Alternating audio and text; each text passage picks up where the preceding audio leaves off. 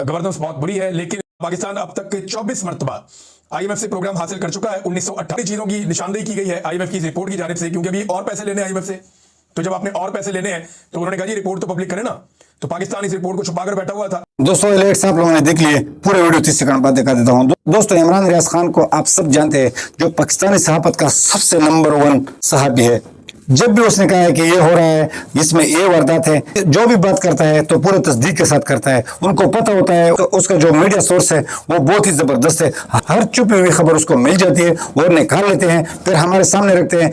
अब जो इमरान रियाज जो कह रहा है तो आप सुनिए, बहुत हैरान करने वाले इनकी शफात है, जो कि हमने पहले नहीं सुने थे, हमें पता नहीं था। तो इमरान रियाज खान क्या बोल रहे हैं, तो पूरा वीडियो देखिए। दोस्तों वीडियो को लाइक करें, चैनल को सब्सक्राइब करें, ताकि हमारी आवाज और लोगों तक भी पहुंचे और हमारी हर नई वीडियो का नोटिफिकेशन आपको मिले। तो चलो चलते हैं, पूरा वीडियो देखते हैं। पाकिस्तान अब तक 24 मरतबा आईएमएफ से प्रोग्राम हासिल कर चुका है 1958 से लेकर अब तक, जबकि 25वां प्रोग्राम अभी शहबाज शरीफ साहब चला रहे हैं पाकिस्तान के हवाले से।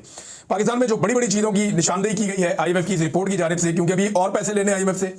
तो जब आपने और पैसे लेने हैं तो उन्होंने कहा जी रिपोर्ट तो पब्लिक करें ना, तो पाकिस्तान इस रिपोर्ट को छुपाकर बैठा हुआ था। बहरहाल जब ये रिपोर्ट पब्लिक करनी पड़ी है। अवामी फंड्स का पाकिस्तान में गलत इस्तेमाल किया जा रहा है और कोई मुकाबले का फुकदार है, यानी बहुत सारे ताकतवर लोग हैं, उनकी फैक्ट्रियां कंपनियां बेहतरीन चलती हैं। जो इख्तिदार के अंदर लोग हैं वो बाकी लोगों को आगे आने नहीं देते। एस्टेब्लिशमेंट के अपने बहुत सारे कारोबार हैं मिलिट्री के, और वो कारोबारों का आप मुकाबला कर नहीं सकते। तो ये वो कह रहे हैं कि मुनसिफाना मुकाबले का फुकदार है। अंदरूनी और बैरूनी सरमायाकारी की पाकिस्तान में हौसला शिकनी हो रही है। लोग पाकिस्तान में पैसा लगाने नहीं चाहते। बाहर से कोई पाकिस्तान में क्यों आएगा सरमाया लेकर। जब आईएमएफ की ये वाली रिपोर्ट पब्लिक होगी तो पाकिस्तान के अंदर कोई बेवकूफ को पागल ही होगा जो आएगा पैसे लेकर कि जनाब मैं इस मुल्क के अंदर इस प्रोजेक्ट में पैसे फंसा दूं जहां पे पहले इतनी सारी खराबियां हैं। फिर गलत मार्केटिंग वगैरह बहुत सारी ऐसी चीजें जो इसमें निशानदेही की गई है। ये सारी चीजें पाकिस्तान के मुआशी और समाजी तरक्की में बहुत बड़ी बड़ी रुकावटें हैं। अब ये वाली रिपोर्ट पढ़ने के बाद तो कोई नहीं आता पाकिस्तान में पैसा लेकर। सोचने की बात यह है कि बहुत सारी चीजें इस रिपोर्ट में ऐसी लिखी हैं जिनको हम मुआशी चीजें मानते ही नहीं, या मईशत से जुड़ी हुई चीजें मानते ही नहीं। मिसाल के तौर पर इसमें बैड गवर्नेंस का मामला, अदलिया का मामला, 26वीं तरमीम का इसके अंदर तस्करा, क्योंकि 27वीं तरमीम ये रिपोर्ट जब लिखी गई तब तक आई नहीं थी। अब 27वीं तरमीम तो सोने में सुहागा है, उससे भी ज्यादा खौफनाक चीज है। तो 26वीं तरमीम का भी इसके अंदर बाकायदा लिखा है और अदलिया बिल्कुल बेअसर हो चुकी है, कोई काम नहीं कर रही। इंसाफ पाकिस्तान में नापायद है। आप दुनिया में जिस भी मुल्क में जब भी पैसे लेकर जाएंगे आप सबसे पहले सोचेंगे कि आपका पैसा डूबना नहीं चाहिए। अगर कोई आपको धोखा दे तो वहां का निजाम, वहां की अदालत आपको फौरी तौर पर किस तरह इंसाफ फराहम करती है, आप ये सोचेंगे। अब पाकिस्तान के अंदर जो इंसाफ है ही नहीं। और आईएमएफ की रिपोर्ट में बहुत सारी और चीजें भी हैं, जैसे कि शुगर माफिया का बड़ा तफसीली उसके अंदर जिक्र लिखा हुआ है। बताया कि ये कार्टल्स कैसे काम करते हैं। जखीरा अंदोजी का तस्करा है 5300 अरब। ये वो पैसा है जिसका एक निशानदेही की गई है, जनाब इतने पैसे की वसूलियां हुई हैं। इस लेवल पे पाकिस्तान के अंदर करप्शन हो रही है, जो सिर्फ उसका एक पहलू है। तो आप अंदाजा करें कि कितने बड़े पैमाने पर पाकिस्तान में करप्शन हो रही है। कीमतों में मसनूई इजाफा किया जाता है पाकिस्तान में। जाली अकाउंट्स, ये मैंने आपको पता है बहुत हमने इसमें प्रोग्राम किए हैं। शहबाज शरीफ साहब और जरदारी साहब दोनों के खानदान जाली अकाउंट्स के केसेस के अंदर बाकायदा पकड़े गए थे। लेकिन फिर जब इनको इख्तियार दे दिया गया जनरल बाजवा की जानिब से, तो इन्होंने NRO 2 लेकर अदालतों के अंदर वो केसेस अपने खत्म करवाए, बल्कि वो कवानीन ही तब्दील कर दिए जिनके तहत इनके ऊपर ये केसेस चल रहे थे। तो मनी लॉन्ड्रिंग जैसे जराइम का भी इसके अंदर जिक्र है। और ये बताया जा रहा है कि अवाम बदतरीन मुतासरा फरीक है इस सारी सूरत हाल का, लेकिन शवाहिद होने के बावजूद किसी किस्म का कोई एहतसाब पाकिस्तान में नहीं होता।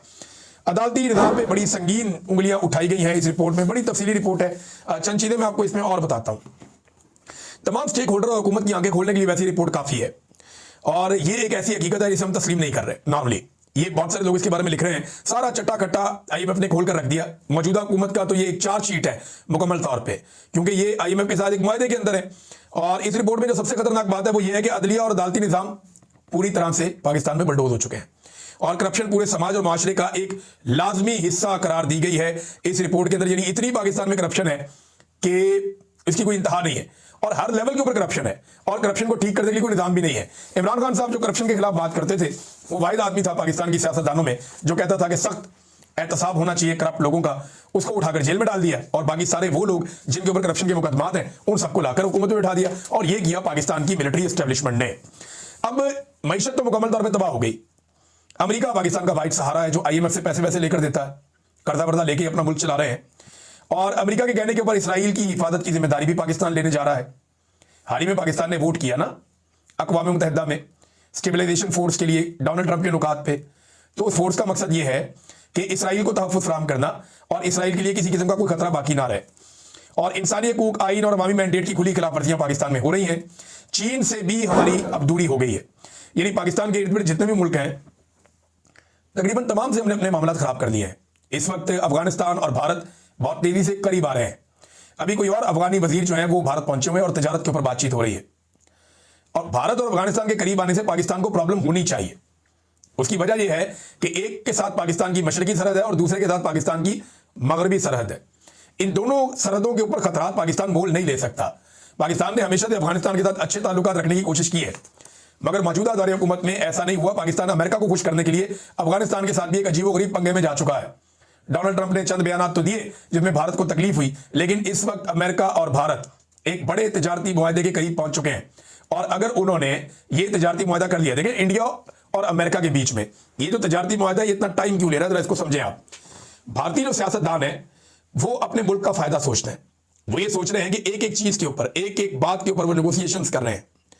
उन्होंने कोई भी चीज ऐसे हवा में नहीं करनी। उन्हें पता है कि अमेरिका के साथ जिस भी तजारती मुआहदे में वो जाएंगे उसके दूररस नताइज होंगे और उसके नतीजे में इंडिया का फायदा या नुकसान होगा। तो वो अपने जितने भी कारोबारी लोग हैं कि वो इंडिया से बेशुमार चीजें एक्सपोर्ट होके यूरोप में, अमेरिका में, बर्तानिया में हर तरफ जाती हैं। तो इंडिया अपने ताजरों का बड़ा नुकसान नहीं करेगा या अपने मुल्क का बड़ा नुकसान नहीं करेगा। वो किसी ऐसी डील की तरफ जाएगा जहां पे इंडिया को नुकसान ना हो और अमेरिका के साथ एक नफा बख्श उनका तजारती मुआहदा हो जाए, और अमेरिका भी यही कोशिश करेगा।